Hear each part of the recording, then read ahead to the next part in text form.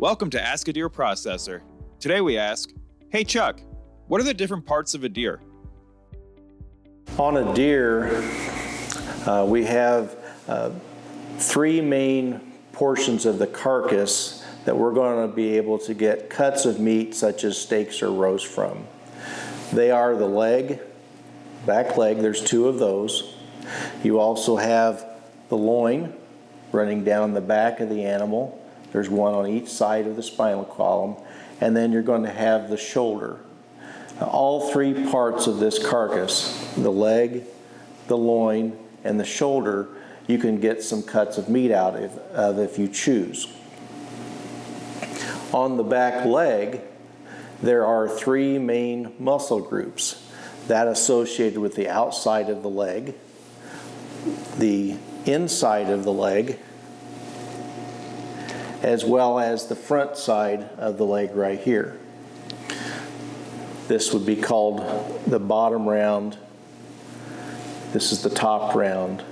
And then this is what would be known as sirloin tip if we were comparing the cuts, the names for the cuts on a deer and that associated with a beef.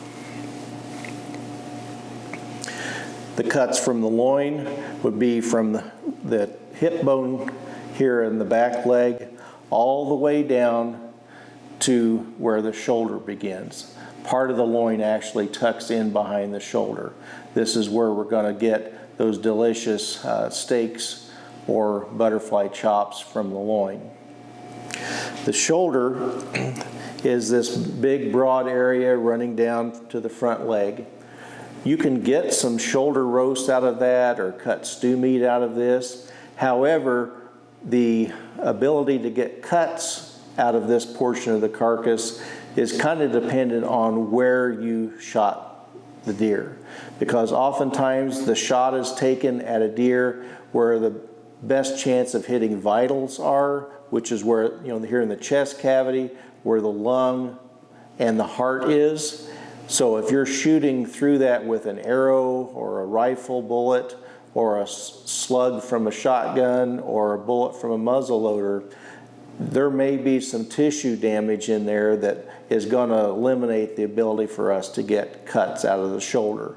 Oftentimes from a deer that's hunter harvested, we're going to get some cuts of meat from the back leg, from the loin, and then the rest of the carcass, including the shoulder, is going to go into ground products like burger or sausages. One other portion of that carcass, which is going to be used as a roast, is the tenderloin. The tenderloin lies on the inside part of the carcass, runs from the hip bone, and then runs all the way down to the last rib. There's one on each side of the spine. During field dressing, it's very important that when you remove all of the intestinal contents, that you do not cut into that tenderloin during the field dressing process.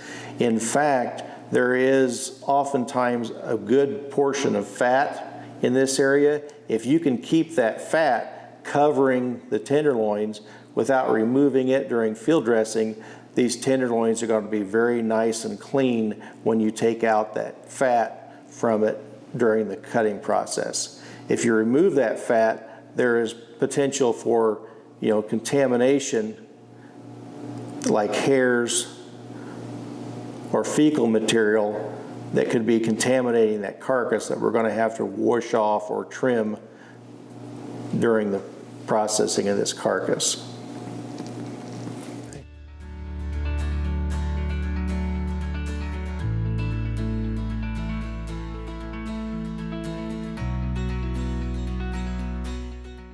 Now that we've removed the major portions from the carcass, what we have left to further process is we have the two tenderloins, we have both back legs, the shoulders, two loins, and then some other thin bits that will be removing any fat and blood clots or any other contamination that would go into, this material would go into further processed items like burger or sausages.